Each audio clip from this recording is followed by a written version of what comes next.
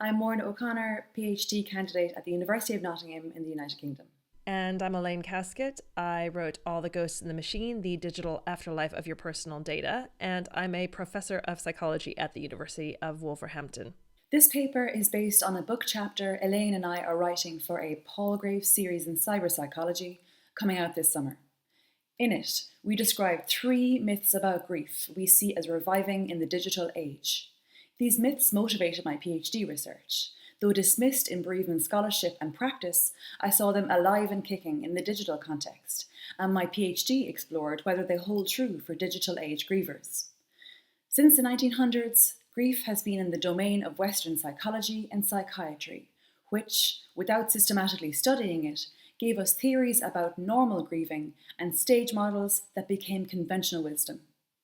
For every person comforted by a series of steps ending in a release from sadness, another is harmed by the idea that, compared to these stages, they are doing grief wrong. As this century dawned, however, the tide turned, with books like Class and Silverman's Continuing Bonds exposing fatal flaws in normative models and showing grief to be spectacularly diverse, idiosyncratic, and steeped in context. Before these new understandings trickled down to the popular imagination, however, the world's information landscape changed. Enter the word grief in a search engine. What messages do you get from the links to which you're directed, the blurbs appearing under results, and other questions searchers have asked? Believe what the algorithms deliver, and you'll be convinced grief does indeed happen in stages, that some grief experiences are normal and others are not. Why, despite ample research debunking normal grief, are we still so enswayed to the idea? A few observations. Humans like to explain, predict, and control. Maybe we cling to stage models, for example, because we find comfort in the idea of orderly progress through a grief process. Second, technologies relevant in grief are framed by developers who incorporate their own beliefs about grieving and their predictions about what the market will want into their platforms and services. And finally, algorithms reinforce existing beliefs about grief irrespective of their truth value. We're presenting 3 persistent grief assumptions that are finding new life in the digital environment. First, there is an ideal way to grieve. Second, technology helps or hinders grief. And third, we must control technology's impact on the bereaved. We see these assumptions in research, in academic, popular, and journalistic discourse, and in the designs in terms of platforms. We'll be using research, theory, and anecdotal examples to unpack them. The first dead grief concept reviving in the digital age is that there's a normal way to grieve. The death of such grief norms is well established in the academic literature, but they're finding fresh life in the digital environment. Well-known health organisations still foreground normative models in their online resources. Bereavement guidance on both the website of the UK's National Health Service and British mental health charity Mind, while briefly acknowledging grief's diversity, devote greater space to outlining stages of grief.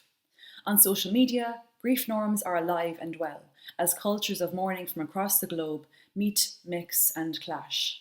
Grief policing, or attempts to reorientate others to supposed norms about how grief should look, act, and feel, are commonplace.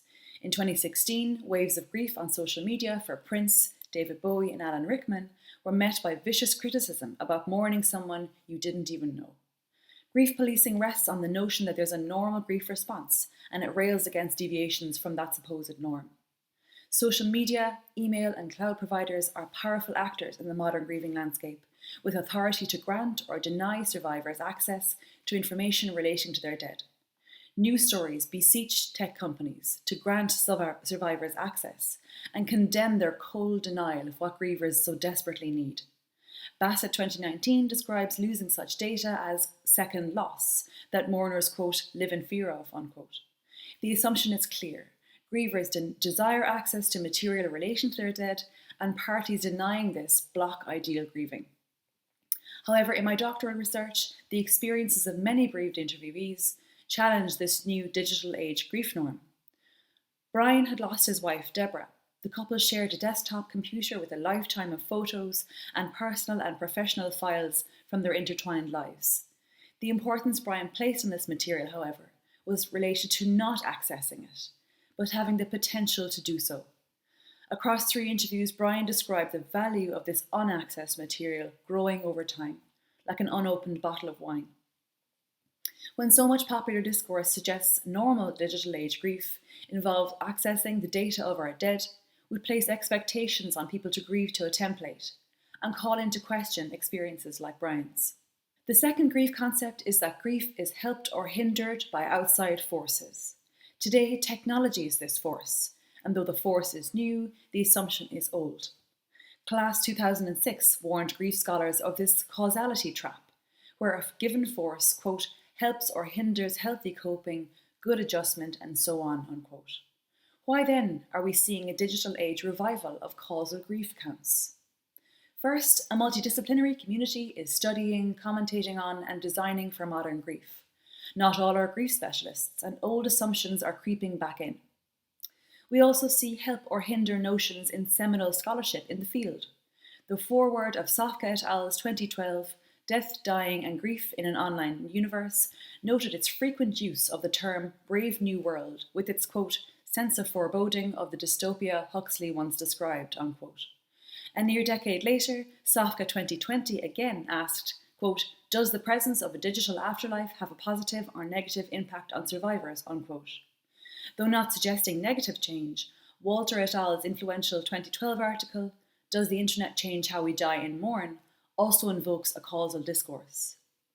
Second, news media frame digital age grief in simple good or bad terms. Media approaches to Elaine and I take technology's effect on grief as given, asking questions about how exactly grief is being affected. Today's informational environment plays a part too, with content providers tending toward reductive sound bites, consumers expecting digestible information, and some experts giving journalists easy answers. If easy assumptions start falling apart when we see there's no defined grief, they disintegrate further as we realise that no element of this system is fixed or reducible to cause or effect. Technology, grief, griever, grieved, or the relationship between them. After Adam died, Bella returned to nasty emails from her dad as evidence of the real Adam, to, quote, stop me romanticising my own past with him, unquote. Later, however, Bella challenged the idea of a single truth about Adam. Each survivor had their own. Bella's relationship to this material is not just about her. It's about weaving it into a story that leaves space for her mother's more romantic account of Adam. This example demonstrates how fluid, social, and interpretative grief is, involving people in ongoing relationships, negotiating stories of their dead. And it shows just how simplistic it is to frame technology as helping or hindering this.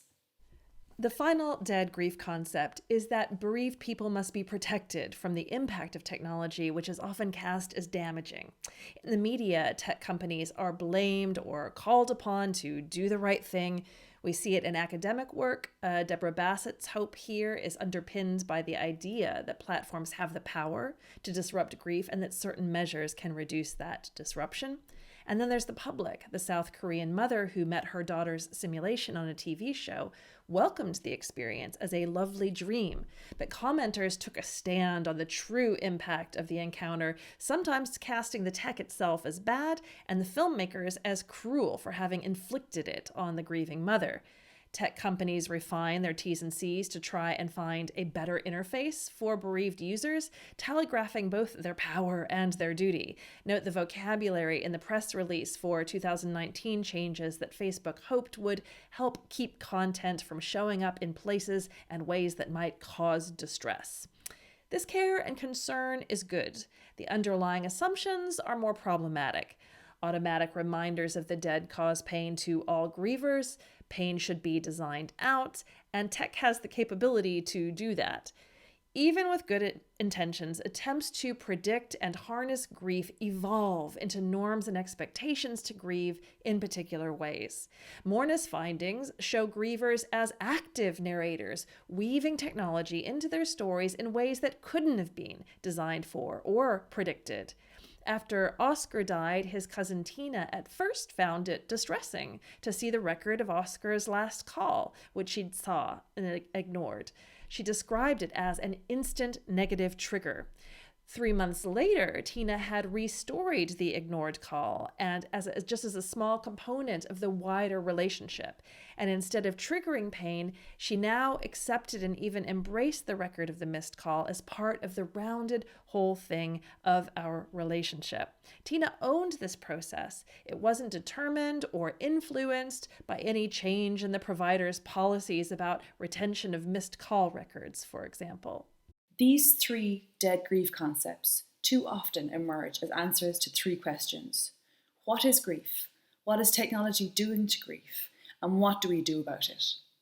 Assumptions persist that we can predict and control grief, that we can and ought to remove pain from grief, and the technology can help accomplish this. Perhaps the resurgence and strength of these ideas in the digital age relate to the modern industrial and post-industrial dream that technology will make our lives ever easier, progressively reducing and eliminating friction from our experience. Immersed in this fantasy and in a technologically infused and controlled environment, grievers are easily constructed as passive agents to whom both grief and technology happen and from which they must be protected. Whether grief support comes from counseling, friends, social media contacts, or technology platforms designing for loss, that support shouldn't impose grief narratives. Preformed stories and preset frames for grief tend to come from Western psychological perspectives with limited representation. We should make maximal space for people's individually crafted narratives. We go awry when we look to technology to be a magic bullet, partly because grief isn't some kind of enemy to be shot down. Contemporary grief theorists agree. There is no grief per se. Grief is constructed by people in relationships, communities, times, and cultures that shape it. As commentators in digital age grief, we are a cultural force shaping grief, and we have a responsibility to combat the reintroduction of harmful notions into the academic and cultural bloodstream.